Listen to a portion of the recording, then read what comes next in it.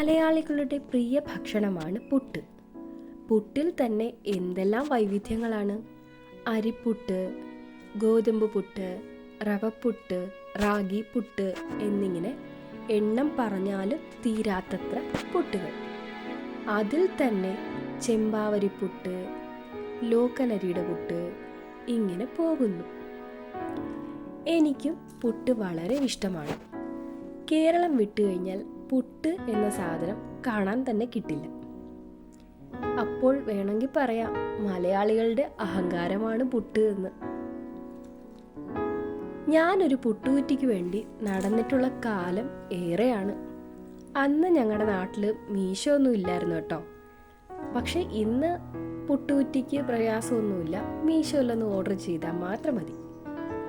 എങ്കിൽ പിന്നെ ഇന്നൊരു റവ പുട്ടായിക്കോട്ടെ എന്ന് ഞാനും കരുതി. ഷുഗർ പേഷ്യൻസിനെല്ലാം വളരെ നല്ല ഒരു പുട്ടാണ് ഇത്. ഉപ്പുമാവ് ഉണ്ടാക്കി ബോറടിച്ചവർക്കും ഇതൊന്ന് പരീക്ഷിക്കാവുന്നതാണ്. ആദ്യം തന്നെ 1.5 ഗ്ലാസ് റവ നല്ലതുപോലെ ഒന്ന് മൂപ്പിച്ചെടുക്കാം.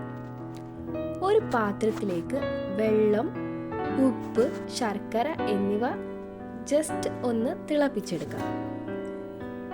നേരത്തെ ഫ്രൈ ചെയ്ത റവയിലേക്ക് ഈ വെള്ളം ഒഴിച്ച് നല്ലപോലെ ഇളക്കി അടച്ചു വയ്ക്കാം. ഒരു 20 മിനിറ്റ് കഴിഞ്ഞ് തുറന്ന് നോക്കുമ്പോൾ ഒരു കേക്കിൻ്റെ കൺസിസ്റ്റൻസിയിലായിരിക്കും ഇരിക്കുന്നത്. കൈ കൊണ്ട് നല്ലതുപോലെ ഉതിർത്ത് പൊടിച്ചിടാവുന്നതാണ്. കാണുമ്പോൾ തോന്നും കയ്യിൽ നിന്ന് പോയ അവസ്ഥയാണെന്ന്. പക്ഷെ അല്ല, ഇതാണ് ഇതിൻ്റെ ഒരു പാകം. പുട്ടിൻ്റെ പ്രധാനി തേങ്ങാപ്പീരയാണ്. എങ്കിൽ പിന്നെ കുറച്ച് തേങ്ങ ചിരകിക്കളയാം. തേങ്ങ ചിരകുമ്പോൾ കൈ മുറിക്കാതെ സൂക്ഷിച്ച് ചിരകണേ കേട്ടോ.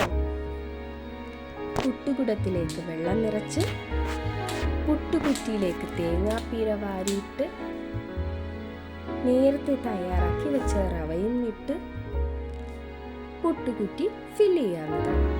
ശേഷം പുട്ടുകുടത്തിലേക്ക് വേവിക്കാൻ വയ്ക്കാം. അല്പം വേവ് കൂടുതലുള്ള ഒന്നാണ് റവപ്പുട്ട്. അതുകൊണ്ട് തന്നെ വെള്ളം വയ്ക്കുമ്പോൾ അധികത്തിൽ വെള്ളം വയ്ക്കുക. നല്ലപോലെ തിളച്ച് കഴിയുമ്പോൾ മാത്രം പുട്ടുകുറ്റി വെച്ച് പുട്ട് തയ്യാറാക്കാവുന്നതാണ്. ഇത് ഷുഗർ ഉള്ളവർക്ക് വളരെ ഉത്തമമാണ്. പഞ്ചസാര ഇടാതെ തന്നെ കഴിക്കാൻ പറ്റുന്ന നല്ല അടിപൊളി ടേസ്റ്റ് ഉള്ളൊരു പുട്ടാണിത്. എല്ലാവരും ഉണ്ടാക്കി നോക്കി ഈ പുട്ടിൻ്റെ അഭിപ്രായം കമൻറ്റ് ചെയ്യാനും എൻ്റെ ചാനൽ സബ്സ്ക്രൈബ് ചെയ്യാനും മറക്കല്ലേ. നിങ്ങളുടെ വിലയേറിയ കമൻ്റാണ് എൻ്റെ പ്രചോദനം. അപ്പം എല്ലാവരും ഒന്ന് ഉണ്ടാക്കി നോക്കണേ കേട്ടോ.